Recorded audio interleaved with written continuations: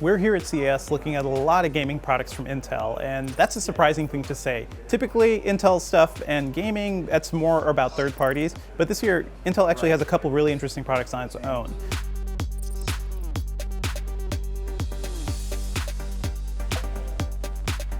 Let's start off with the NUC 9 Extreme, codenamed Ghost Canyon.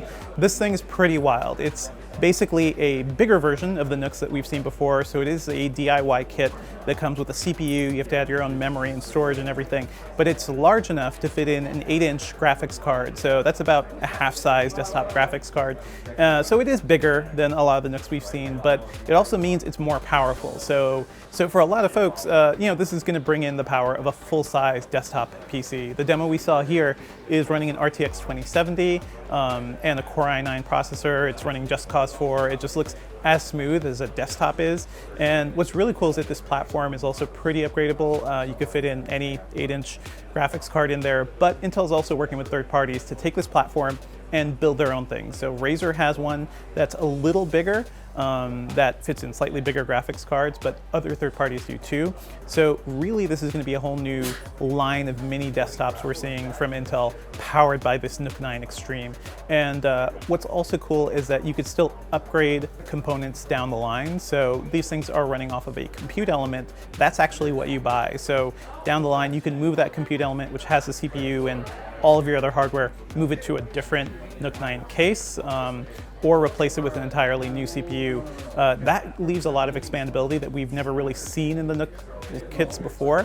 So I think for a lot of people, it'll probably make them a lot more useful. We don't quite know what pricing is going to be like for a lot of the partner kits. Intel's saying the Core i9 version is probably going to be around $1,700, and that's before you add, memory, storage, and OS. So these are really systems for people who want a tiny little desktop gaming rig. But I could see people really digging this. Just a desktop you can throw in your backpack, take it when you go on vacation, take it around, and just have the full performance of your desktop rig. I think that's pretty cool. And looking forward a little, we also saw some gaming laptop demos, including the first bit of gaming from the upcoming 10th generation H series chip. We saw one demo here running a third-party graphics card, playing Star Wars Fallen Order, and the game just looked really smooth, kind of what you'd expect from a gaming laptop. So maybe physically not that much different from current gaming laptops we've seen from Intel, but they're at least proving that this 10th generation H series processor is going to be beefy enough for most gamers. And looking farther forward, we also saw a couple Tiger Lake demos. So we saw Tiger Lake's, which is their next generation chip running Xe graphics, and that's going to be Intel's dedicated graphics part.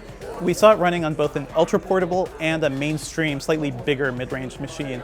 And on the ultra portable side, it was running a like a MechWarrior game, I believe. Performance was decent. It was about 30 FPS, I'd say, sometimes lower, sometimes a little higher, but it was playable, which is a surprising thing to say for an ultralight, ultra portable machine.